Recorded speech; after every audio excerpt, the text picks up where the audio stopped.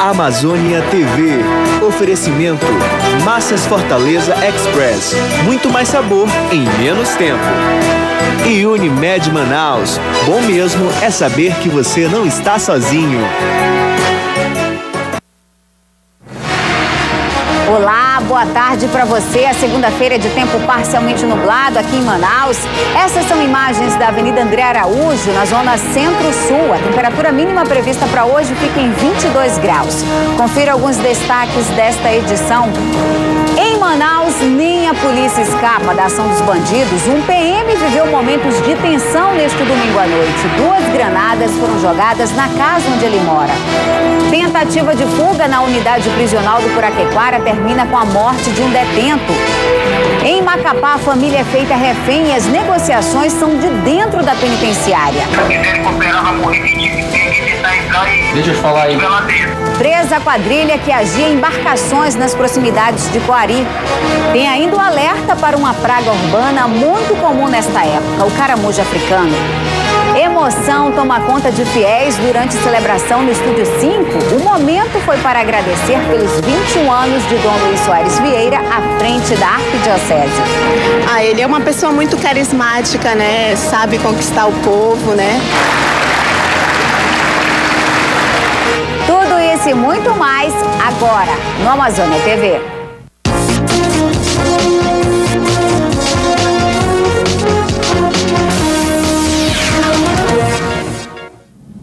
Uma embarcação afundou neste sábado no Lago do Juma, na comunidade do Araçá, em Altazes. Uma pessoa estava desaparecida e sobre esse assunto a gente vai conversar agora com o repórter Rubens Medeiros, que tem mais informações sobre esse caso. Bom dia, Rubens. Oi, Lili, bom dia a você que nos acompanha. A embarcação Comandante Bacurau afundou na madrugada do último sábado na comunidade do Araçá, no município de Altazes, que fica a pouco mais de 100 quilômetros aqui de Manaus. De acordo com o Corpo de Bombeiros, o único que estava desaparecido era o tripulante Alzindo de Moura. 3 mergulhadores do Corpo de Bombeiros foram enviados daqui de Manaus para fazer o resgate por lá e o corpo de Alzindo foi então encontrado na madrugada de hoje dentro do camarote da embarcação. Mudando de assunto, mas ainda falando sobre o Corpo de Bombeiros, vai ser encerrada agora à tarde, vão ser encerradas as buscas a um homem que está desaparecido há 20 dias na mata, lá em Presidente Figueiredo. O rapaz conhecido como Flamenguinho teria feito isso já outra vez, de acordo com o Corpo de Bombeiros. Em outro momento, ele passou 30 dias dentro da mata fechada.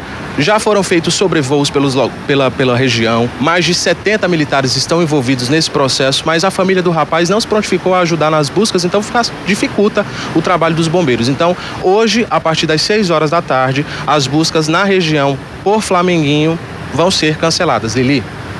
Obrigada, Rubens, pelas informações. E um policial militar passou momentos de terror na noite deste domingo. Ele sofreu um atentado. 2 granadas das Forças Armadas foram jogadas na casa dele, que fica lá no bairro Cidade Nova, na zona norte de Manaus. Segundo informações de moradores, 2 homens em uma moto lançaram granadas no telhado da casa do policial, identificado como Alexandre. Apesar do susto, não houve explosão. Policial e família não ficaram feridos. O esquadrão antibomba foi chamado para desarmar o artefato. O comando do grupamento de artefatos explosivos da Polícia Militar informou que a granada foi recolhida e explodida ontem à noite no próprio local com o apoio de equipes da Polícia Federal. A Polícia Civil vai investigar o caso. E os roubos aos caixas eletrônicos estão se tornando uma rotina. Neste fim de semana, uma agência bancária em Presidente Figueiredo foi assaltada. A agência possui circuito de segurança que não registrou a ação dos bandidos. O caso ocorreu nesta agência bancária em Presidente Figueiredo. Os bandidos usaram uma furadeira para arrombar o caixa eletrônico. Esta é a segunda vez em menos de 2 meses que o mesmo banco é assaltado. Na primeira vez, levaram apenas 2 armas. Agora, arrombaram este caixa eletrônico que fica dentro da agência. O fato que chama a atenção da polícia é que as 2 câmeras do circuito de segurança, mesmo funcionando, não registraram a ação dos bandidos. A perícia esteve no local, mas não soube revelar a quantia levada pelos bandidos. O caso está sendo investigado pela delegacia do município. E aqui na capital, um detento foi morto ao tentar fugir da unidade prisional do Puraquequara neste domingo. Por volta das 3h30 da tarde, 11 detentos da unidade tentaram escapar. Na fuga, Jefferson Abraão Guedes da Silva, de 20 anos, levou um tiro e morreu no pronto-socorro João Lúcio.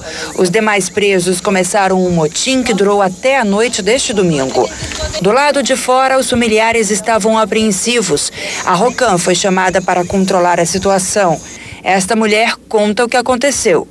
O rapaz estava baleado na cara e eles dizendo que ele estava na observação, sendo que ele já estava na pedra do IML.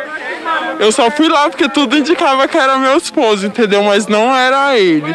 Aí, quando agora a gente quer notícia da nossa família, eles não querem dar. A Choque aí ameaçou a gente.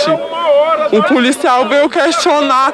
Ele tá aí porque ele errou. Mas e daí? Eles erraram, mas eles estão pagando. Segundo informações de parentes, as celas estão sem abastecimento de água e a alimentação tem chegado estragada. A comida azeda. A gente leva as coisas dia de semana, alimento, some. Dia de sábado e domingo que tem visita, quando é no final da tarde, tem muita gente que não tem visita. O que eles levam para a pessoa jantar? No sábado é um quicão, ou no domingo é um x-salada. A direção da unidade prisional do Puraquequara não quis se pronunciar. Até o momento, a Secretaria de Justiça ainda não informou quantos detentos foram transferidos, nem se haverá revista nas celas. A Secretaria de Justiça informou que os 10 presos recapturados foram encaminhados para serem ouvidos no 14º Distrito Integrado de Polícia. Eles vão responder a um processo disciplinar e podem ser punidos com a permanência de até 30 dias no isolamento. O policial, autor do tiro que matou o detento, também foi ouvido e encaminhado à corregedoria. Em relação às denúncias de familiares, a Sejus informou não haver reclamação por parte dos internos em relação à qualidade da comida e que o fornecimento de água ocorreu por um problema no poço artesiano do presídio, que já está sendo solucionado. Em Macapá, 2 bandidos invadiram um depósito de bebidas para assaltar e fizeram um casal de idosos e uma criança de 10 anos reféns. A negociação para que os bandidos se entregassem foi feita com um preso que está na penitenciária estadual. O crime atraiu muitos curiosos. Um grande efetivo da Polícia Militar foi acionado para dar apoio à negociação. Por causa da gravidade da situação, bombeiros e Polícia Civil também estavam presentes. De acordo com informações da Polícia Militar, os bandidos já tinham feito o assalto. Um táxi aguardava aqui na frente para dar apoio à fuga. Foi quando os criminosos se depararam com uma viatura da Rotan que vinha da Casa Grande. Assustados, eles decidiram entrar e fazer a família refém. Dentro da casa, que fica ao lado do estabelecimento comercial, estavam 2 homens armados ameaçando 3 pessoas. Uma criança de 10 anos e o casal César de Souza Cardoso, de 58 anos, e Maria dos Reis Cardoso, de 52 anos, proprietários do ponto. Armados com pistola e revólver calibre 38, Giovanni Pereira Pires, conhecido como Boquinha, e Frank Júnior Freitas da Silva ameaçavam matar os reféns e fizeram mais pedidos. Os assaltantes exigiram a presença de um cinegrafista e do delegado Celso Pacheco, que coordena o GTA. A tia de Giovanni também atendeu a solicitação da polícia. O major Marcelo Cavalcante, do BOPE, coordenou a negociação. Revezando o aparelho celular com um dos criminosos, o major fala com um detento do IAPEM, que se identifica como Torão. Ele seria o mandante do crime e acompanhava toda a ação por telefone de dentro da penitenciária. O major Cavalcante está falando, fala aí. O Torão está falando. Pode falar, fala aí. O rapaz só vem sair seguro de lá, cara. Deixa eu te falar, mano. Se vocês quiserem cooperar, vai morrer quem tentar entrar Deixa eu te falar aí. Deixa eu te falar. Tá entendendo? Deixa eu te falar.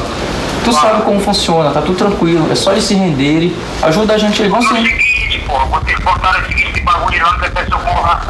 Botaram os caras pra se entregar lá e mataram o trem lá, porra. E seguinte, não tiveram. Botaram de vocês aí, porra. Que palavra que vocês têm? Eu tenho palavra. Eu tô ligado, mas e aí? Como é que a gente faz aí pra os caras saírem de lá tranquilo lá, tá entendendo? Beleza, pega tranquilo de lá, vão se entregar de boa, sem prejudicar, sem matar nenhum de vocês e você não matar eles, tá entendendo? Tá dando a minha palavra que vai acontecer isso, tranquilo. Depois de quase 4 horas de negociação, os assaltantes liberaram os reféns e se entregaram.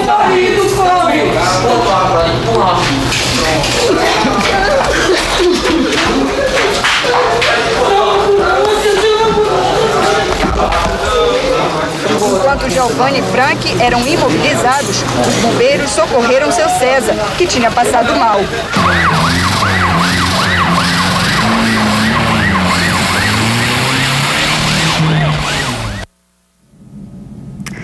A Polícia Militar deteve 3 americanos suspeitos de agredir um deficiente auditivo em Manaus durante culto realizado sábado à noite. O crime teria ocorrido dentro de um container no Centro Cultural Povos da Amazônia, no Distrito Industrial.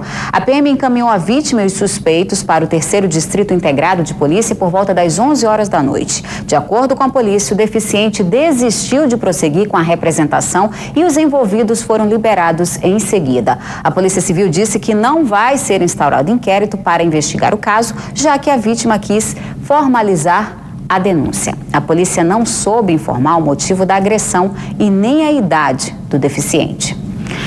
No próximo bloco, você vai acompanhar ao vivo o retorno das atividades dos vereadores na Câmara de Manaus. E um trecho da Transamazônica que liga Apuí ao Humaitá está interditado.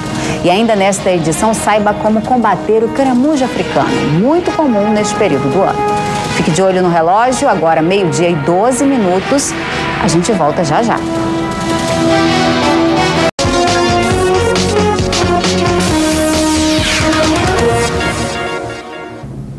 Cerca de 100 metros da estrada da Várzea em Iranduba desmoronaram no quilômetro 5 por causa das chuvas na região. Um poste caiu, 3 casas podem desabar a qualquer momento e as pessoas foram retiradas do local. A prefeitura está fazendo um desvio de 400 metros no local, mas no momento só estão passando motos. A produção dos agricultores está sendo feita por via fluvial. Na noite deste domingo, 2 homens foram assassinados a tiros no bairro Campos Elíseos, na zona centro-oeste de Manaus. Segundo a polícia, os 2 homens foram levados até o local em um carro vermelho e receberam 6 tiros de 2 suspeitos ainda não identificados. Uma das vítimas tinha 17 anos e estava com documentos e dinheiro no bolso, além de estar usando uniforme de mototaxista. A outra vítima, que ainda não foi identificada, estava sem camisa e recebeu 4 tiros. A delegacia especializada em homicídios e sequestros está acompanhando esse caso. Piratas são presos no interior do Amazonas. A prisão dos bandidos foi feita por policiais militares do 3º Batalhão da Polícia Militar em Coari. Com os suspeitos foram apreendidos 2 voadeiras, um bote, 4 rifles, além de coturnos e uniformes com escudo da Polícia Federal. Os bandidos resistiram e houve troca de tiros com a polícia na comunidade Bananal, no Rio Solimõezinhos, na zona rural de Coari. O comando da Polícia Militar no município informou que os presos faziam parte de uma quadrilha que atacava embarcações e ribeirinhos nos rios da região. Os 4 vão ser encaminhados para interrogatório na Polícia Federal em Manaus ainda hoje. A BR-230, mais conhecida como Transamazônica, que liga o Amazonas ao Nordeste, foi interditada no quilômetro 130 devido à cheia dos rios que cortam a região. 4 cidades que dependem da estrada podem ficar sem alimentos e energia elétrica. Parece um rio, mas as voadeiras, na verdade, fazem o transporte de pessoas em uma rodovia federal, a Transamazônica. Em alguns trechos, como este, de aproximadamente 1 quilômetro, a água está a 1,5 metro acima do nível da estrada. Por causa das cheias do rio Aripuanã e do rio Roosevelt, esse trecho do Igarapé fica represado e a estrada alagada. Este ônibus tentou atravessar com a ajuda de um trator. Os 2 veículos acabaram encalhados e agora estão assim, embaixo d'água. Ninguém vai lá puxar? Dá um jeito, né? Não sei. A Transamazônica é a principal via de transporte de pessoas, mercadorias, alimentos e combustíveis para o município de Apuí. Foram retomadas hoje as obras do ProUrbis, o Programa de Desenvolvimento Urbano e Inclusão Socioambiental de Manaus. O prefeito em exercício da capital esteve no bairro Jorge Teixeira, na Zona Leste, e prometeu criar um bairro modelo na região. O aposentado vive no bairro Jorge Teixeira, na Zona Leste de Manaus, há 18 anos. Quando falamos sobre infraestrutura, a resposta é essa. É ruim. As buraqueiras não acabam. A buraqueira continua sempre cada vez mais aumentando, né? E a gente fala e não resolve nada. Mas a prefeitura promete mudar a realidade de pelo menos 15 mil moradores da região. Paradas desde 2009, As obras do ProUrbis, Programa de Desenvolvimento Urbano e Inclusão Socioambiental de Manaus, foram destaque diversas vezes aqui no Amazônia TV, inclusive no projeto Fala Comunidade ano passado. Elas foram retomadas nesta segunda-feira.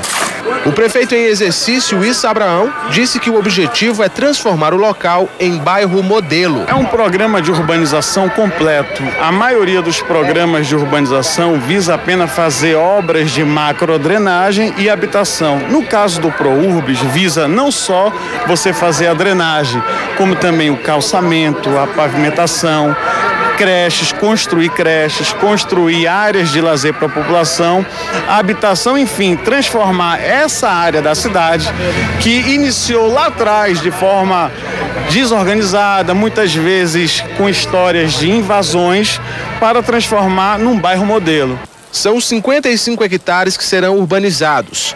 São escolas, postos de saúde, casas, praças e locais para a prática de esportes.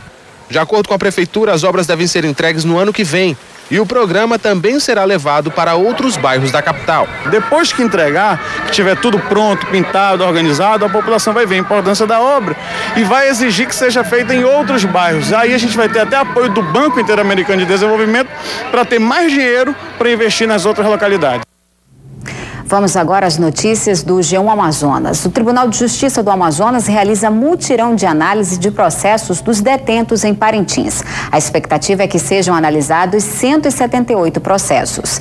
E um homem de 28 anos foi detido na tarde de domingo com um carro que tem uma restrição de roubo e uma denúncia de clonagem. O motorista disse ter comprado o veículo de outra pessoa ainda não identificada. Ele foi abordado no bairro Alvorada, na zona centro-oeste de Manaus. Mais detalhes sobre essas e outras notícias você acompanha na nossa página no G1 Amazonas. E o Ministério Público pede um novo prazo para a reabertura da Ponta Negra. O repórter Tiago Herculano tem as informações. Foi realizado na manhã desta segunda-feira mais uma reunião sobre o termo de ajustamento de conduta para a utilização da praia da Ponta Negra. E a reunião ocorreu aqui no Ministério Público Estadual. Por isso eu estou aqui com a Procuradora de Justiça do MP Estadual, Jussara Pordeus. O que ficou definido nessa reunião? Bom, esse termo de ajustamento de conduta, ele vem sendo desenvolvido, né, já há algum tempo, e nós já chegamos a alguns pontos mínimos que a gente entende como necessários para a reabertura do parque da Praia da Ponta Negra.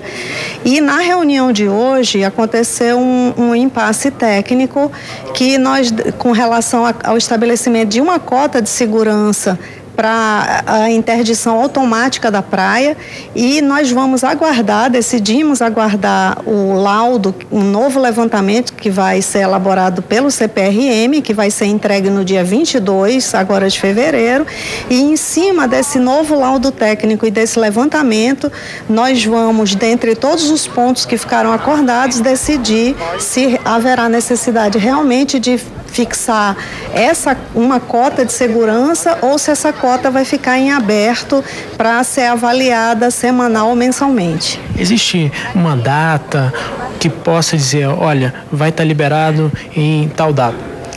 Olha, sequer a obra foi recebida pela prefeitura ainda.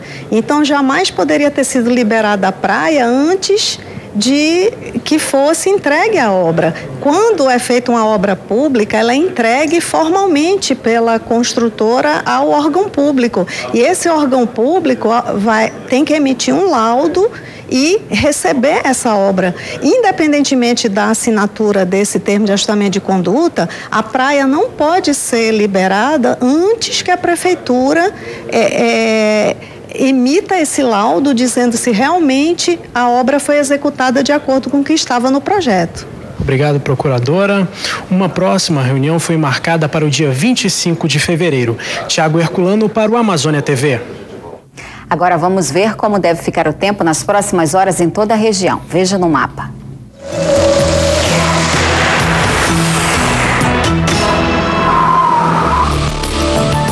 áreas de instabilidade favorecem a ocorrência de chuvas isoladas sobre o Amazonas, Pará, Acre e Rondônia. A previsão para esta segunda-feira é de céu parcialmente nublado a nublado com chuva. Vamos às temperaturas. A mínima em Manaus fica em 22 graus, já em Macapá, 23 graus. Em Rio Branco, máxima de 30 e em Boa Vista, 34 graus.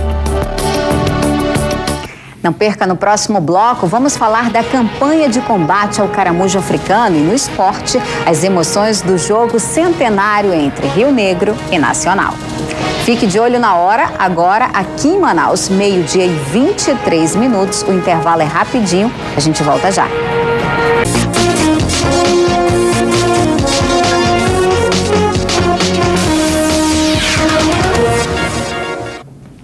Em Manicoré, a dona de casa, Maria Ingrid, foi morta a facadas pelo marido Orlando Braga Júnior, que é comerciante.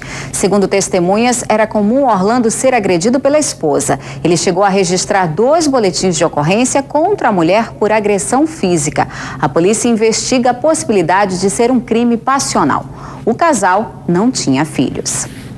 E uma mulher foi presa hoje pela manhã no bairro Grande Vitória, aqui em Manaus, acusada de aplicar golpes em idosos pensionistas, principalmente lá da Zona Norte mesmo. Segundo a polícia, o golpe funcionava assim. Uma mulher fingia que esquecia a bolsa próxima aos idosos e uma outra mulher procurava pela bolsa. Quando a idosa ou o idoso falava que tinha achado, ela dizia que a amiga já estava no caixa e ia recompensar por ter achado a bolsa. Quando a vítima ia pegar a recompensa, era orientada a deixar a bolsa com uma das golpistas. A polícia já investigava esse caso há 6 meses. A acusada foi indiciada pelo crime de estelionato, mas a outra suspeita de participar do crime continua foragida. O Amazônia TV volta ao bairro Terra Nova 2 para mostrar a situação de um terreno baldio que é foco de caramujo africano. A Rua Liberdade, no bairro Terra Nova 2, tem moradores indesejados. Vieram de longe e metem medo nas pessoas. Eles se proliferam rapidamente e invadem as casas. Ana Vasques já passou por essa situação várias vezes. Não sabe a quem recorrer. Já achei caramujo aqui dentro da minha casa, já tirei, já joguei fora vários caramujos, só que eles voltam novamente, entendeu? E nós já fizemos várias reclamações para a Censa, mas a Censa não resolveu. Os moradores já fizeram outras reclamações sobre a situação do terreno baldio, mas até hoje o problema persiste. Os moradores deram a ideia de utilizar o terreno para a construção de uma escola ou posto de saúde. Olha, o dono do terreno também, ele já fez, segundo ele, já limpou, só que os caramujos continuam e ele disse que ele não pode fazer nada. O prejuízo é muito grande para a comunidade, né? Nós temos aqui 3 problemas graves aqui, que é a saúde, segurança e educação, né? Temos aqui um terreno enorme desse aqui. Se nós tivéssemos um posto de saúde, um posto de segurança, nós poderíamos ter uma escola funcionando à noite que não está funcionando. Nossos alunos vão ter que estudar fora do bairro. E o que nós mostramos na reportagem ainda há pouco não é um caso isolado. Em outros bairros de Manaus, neste período de chuva, ocorre a proliferação do caramujo africano. E para falar mais sobre o combate a esses moluscos, nós vamos voltar a conversar ao vivo com Rubens Medeiros, que está com Murilo Cirilo, da Secretaria Municipal de Meio Ambiente e Sustentabilidade, que é a SEMAS. Rubens, como é que está sendo feito esse trabalho? Oi, estamos de volta. Boa tarde para você que acabou de ligar a TV. Pois é, Lili, a SEMAS está agindo em toda a cidade, porque você viu aí na reportagem do Fábio Melo, é uma praga que se reproduz muito rápido. E o tempo chuvoso é um convite à reprodução do caramujo africano. A gente conversa a partir de agora com Murilo Cirino, que é coordenador da campanha de combate ao caramujo africano. Murilo, boa tarde, obrigado pela participação aqui no Amazônia TV. Como é que ele se reproduz de uma maneira tão rápida assim? Boa tarde. Boa tarde, Secretaria de Meio Ambiente, que agradece a participação. Na realidade, é um animal que ele tem uma ovulação muito rápida. Então, um animal consegue colocar de 200 a 400 ovos numa ovulação num período de 30 dias. Então, isso é preocupante, porque é um animal que se prolifera muito rápido, né? E para cada animal são 200 ovos, imagine 10 mil animais, seria um dobro, triplo até maior do que isso. Então, a preocupação nossa com a Secretaria de Meio Ambiente é levar a população como lidar com esse animal, orientando e ensinando como lidar com ele. Primeiro, tem que se fazer a diferenciação dele do animal nativo para o animal caramujo africano.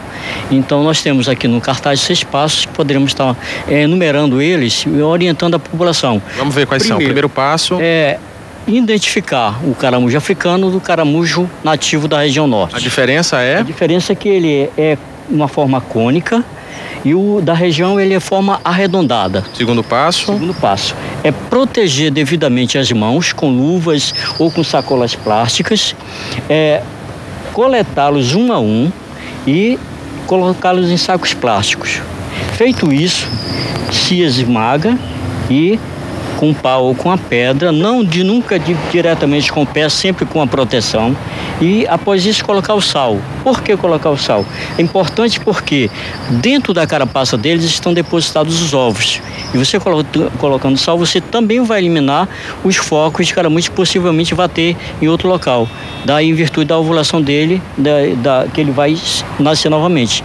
E o último passo é reforçar esse saco e colocar para o carro coletor levar. Coordenador, por que não queimar ou colocar veneno? Bem, a queima dele, você vai produzir a queima de gases tóxicos. Com isso é uma preocupação. E queimar hoje na cidade de Manaus, através do Código Municipal de Meio Ambiente, é proibido queimar qualquer tipo de resíduos sólidos ou animal. Então há necessidade sim de fazer esse controle através da coleta. Nunca queimar, que prejudica o meio ambiente, o ar e o solo também. Ele transmite doenças? Bem, ele é um vetor. Na realidade, como o carapanã da dengue e da malária.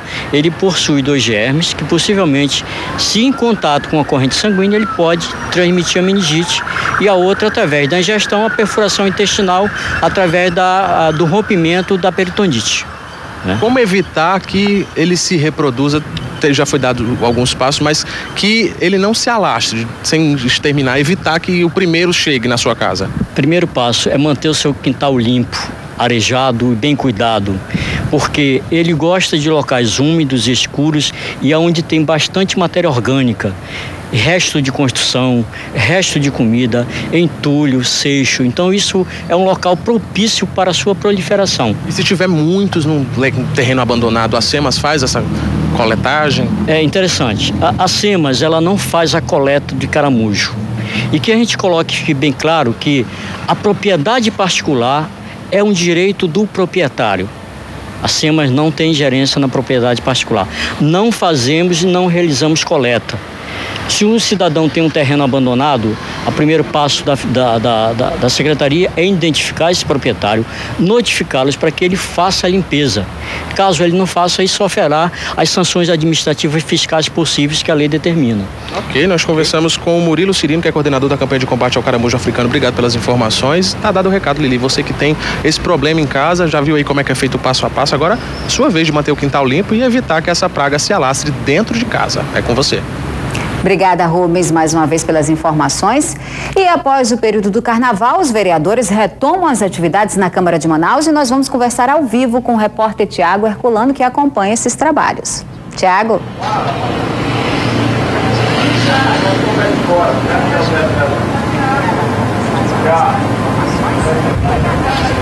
Boa tarde, Liliane, e a todos que assistem o Amazônia TV. Nesta segunda-feira, ficou pronto o painel eletrônico para receber os nomes e os votos dos 41 vereadores da Câmara Municipal de Manaus. Em pauta nesta semana está o fortalecimento das comissões técnicas e também a votação de alguns projetos e mudanças no regimento interno. Entre elas, uma proposta do presidente da casa, o vereador Bosco Saraiva, que determina que não deve haver um quórum mínimo para o início dos trabalhos. Também o concurso público da TV Câmara vai ser discutido nesta semana. Lembrando que os jornalistas continuam sem acesso direto ao plenário, tendo que ficar na sala de imprensa. É com você, Liliane. Obrigada, Herculano, pelas informações, e a gente vai falar agora de esporte. Começo de semana e já começa recheada de notícias boas no esporte, não é não, Eduardo Monteiro de Paula? Boa tarde. Melhor ainda com a sua presença, Lili, né? Você estava lá para ver o começo de tudo, né? O primeiro jogo do Campeonato Amazonense, que você teve a chance de participar junto com 6.870 torcedores pagantes e mais 1.600 não pagantes presentes num evento em que reuniu jogadores de várias gerações do Rio Negro Nacional. Tem que mostrar aí, olha aí como é que a arena lotada, cheia, né? O César. E aí tem uma parte do jogo que aconteceu com esses Master do futebol. Master mesmo. Tinha inclusive um deles com 76 anos de idade, estava dentro do campo. Lógico que tinha jogador um pouco mais novo também, mas o importante foi exatamente essa festa. 6.800 pessoas pagaram para participar desse primeiro jogo. É o início da temporada, o campeonato está bem. Eu acho que promete muitas emoções nesse campeonato. Foi muito bom, Lili. Foi realmente bom, Dudu. E o mais interessante, a gente até falar, é que foi um jogo assim, família, né, Dudu? Para as famílias assistirem e acompanhar. Isso mesmo, gente, muita gente viu essa festa realmente como um resgate da identidade do futebol. Houve um detalhe até interessante que eu queria até, com a sua permissão, de falar, porque aconteceu um pequeno incidente nesse evento que me chamou muita atenção. É que nós sabemos que é proibido estacionar o carro em cima da calçada, né? Eu acho que isso está errado mesmo. É uma infração. Entretanto, os marronzinhos estavam lá, viram as pessoas estacionar na calçada, não fizeram nada, esperaram as pessoas saírem e foram multar o carro. Então, acho que essa não é a premissa mais importante do Manaus Trans. É prevenir. Portanto, já que eles estavam lá, não estacione, que você vai ser multado. Uma das funções não é educar também? Exatamente. E orientar o condutor? Então, eu tive muitas reclamações de pessoas que lá passaram, o pessoal da Manaus Trans estava olhando, não disseram nada, embora mais uma vez diga, não está correto estacionar na calçada. Agora, menos correto é a autoridade ver que a pessoa está fazendo errado, não observar e depois multar. Virou uma indústria de multas. E não é esse o objetivo, né? Então, é um alerta que fica, os eventos que vão ter, tem que estar para prevenir, para evitar o acidente ou o incidente. O resto foi só festa. Muita gente presente, foi maravilhoso. Foi um recorde dos últimos 25 anos, Lili. E vamos estar lá no próximo. Não tenho dúvida disso. Melhor ainda com você. Pode contar. Tá certo, junto, então, tá Dudu. Obrigada, viu? Ao tchau no Globo Esporte, daqui a pouquinho. No próximo bloco tem informações sobre o trânsito aqui na capital. Um trecho na Avenida Constantino Nery vai sofrer alteração. E a celebração em agradecimento aos 21 anos de Dom Luiz Soares Vieira à frente da Arquidiocese. Aguarde só um pouquinho que o intervalo é rapidinho e nós voltamos em instantes.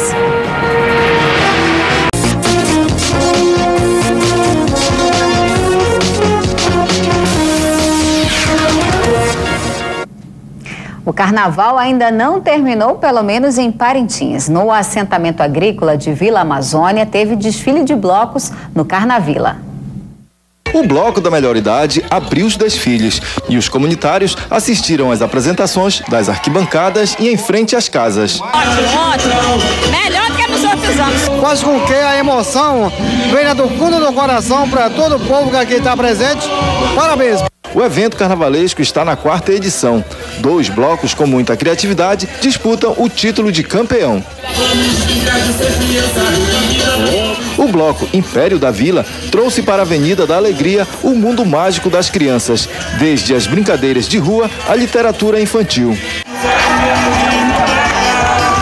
O bloco Unidos do José Maia homenageou o senhor José Ferino Braga, poeta e contador de causos da comunidade. O Carnavila cresce a cada ano e a coordenação do evento espera para 2014 uma maior participação das outras comunidades do assentamento. E atenção, condutores, a partir de amanhã, a Avenida Constantino Nery, no sentido bairro Centro, vai ser interditada parcialmente por causa de obras na Arena da Amazônia. Um trecho da avenida vai ser estreitado, reduzindo o acesso de veículos que saem da Avenida Lores Cordovil em direção a Constantino Nery. A previsão é que o trecho permaneça interditado parcialmente por um mês. Então, se você puder, evite aquele trecho. Há outras alternativas também, como a Pedro Teixeira e a desembargador João Machado, para sair lá do bairro Alvorada. Uma missa de ação de graças realizada nesse domingo no Estúdio 5 marcou a despedida do arcebispo Dom Luiz Soares Vieira. Ele deixa o cargo depois de 21 anos de dedicação à frente da Arquidiocese de Manaus. Milhares de fiéis se reuniram para a missa em homenagem aos 21 anos de trabalhos do arcebispo. Dom Luiz Soares Vieira destacou o lema que ele teve durante toda a caminhada na região: eu vim para servir e não para ser servido. Foram anos assim de muitas coisas aconteceram, não é? Eu acho que a arquidiocese teve uma caminhada boa, continuando naturalmente a caminhada dos meus antecessores, não é? E eu, francamente, eu termino assim muito tranquilo. Estiveram presentes padres de várias igrejas e autoridades.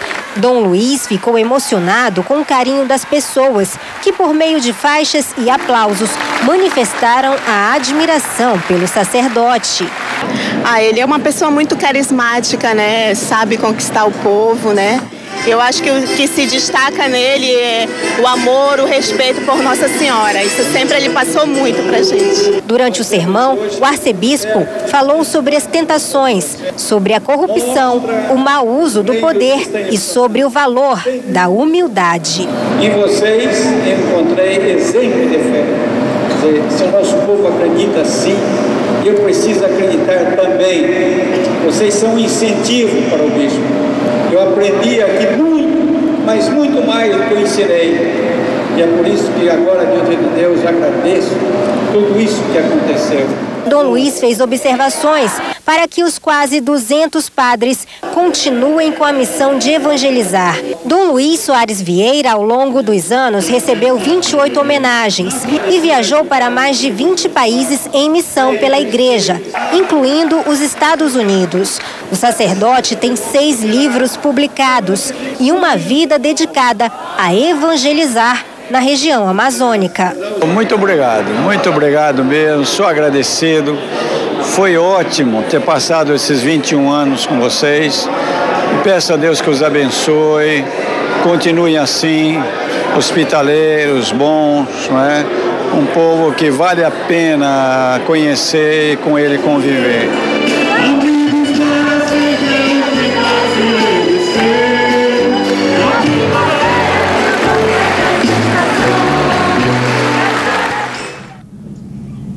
Boa sorte para Dom Luiz nessa nova caminhada e também boa sorte para o novo bispo que ele toma posse, Dom Sérgio Eduardo Castriani, no próximo sábado lá na Catedral de Manaus, no centro. E por hoje é só, mas na nossa página no G1 Amazonas você acompanha essas e outras notícias. Participe do Amazônia TV, mande a sua sugestão de reportagem pra gente, é só ligar